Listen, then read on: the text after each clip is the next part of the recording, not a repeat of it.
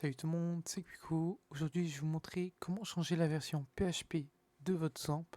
Donc par exemple, si vous avez la version 8.2.4 et que vous avez envie de rétrograder cette version, pour cela, vous allez devoir changer la version PHP de votre XAMPP. Pour cela, vous allez aller chercher votre dossier XAMPP dans votre PC. Donc ici, par exemple, je l'ai sur mon disque C. Je vais aller dans XAMPP et je vais aller renommer ces deux fichiers, donc Apache en old et PHP. Avant ça, on va aller checker quand même dans le CMD la version PHP que j'ai. PHP-V. J'ai bien la 8.1.1 et j'ai envie de changer cette version, donc je vais aller renommer le PHP aussi en -old. Une fois fait ça, vous allez aller sur XAMPP SourceForge et vous allez prendre le premier lien. Donc ici, vous sélectionnez la catégorie File et XAMPP Windows ici. Alors, donc ici, vous allez retrouver toutes les versions de XAMPP. Donc par exemple, j'étais en 8.1.1 et j'ai envie de passer en 8.0.0 par exemple.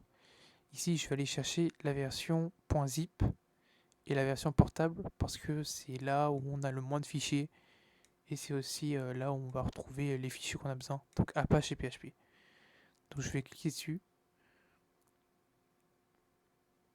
et le téléchargement va se lancer dans 5 secondes.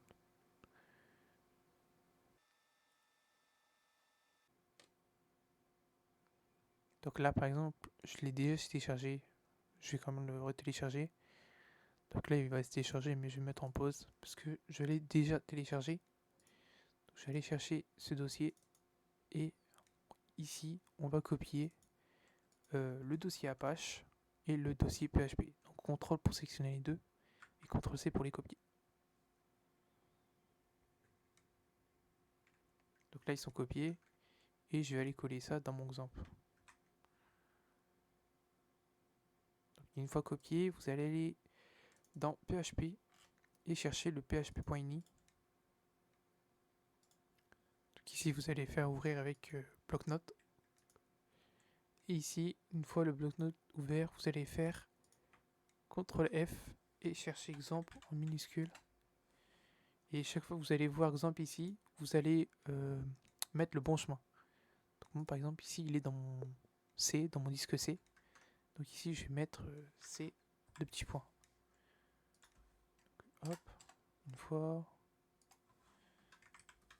oups, deux fois, trois fois, quatre fois,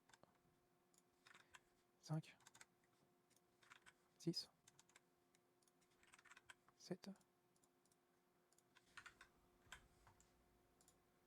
et 8. Donc là, normalement, sur tous mes exemples, j'ai mis le bon chemin.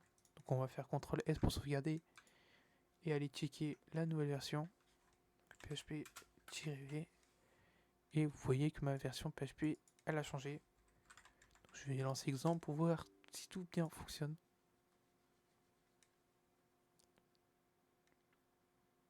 Hop, je vais faire start et j'ai bien mon exemple qui fonctionne.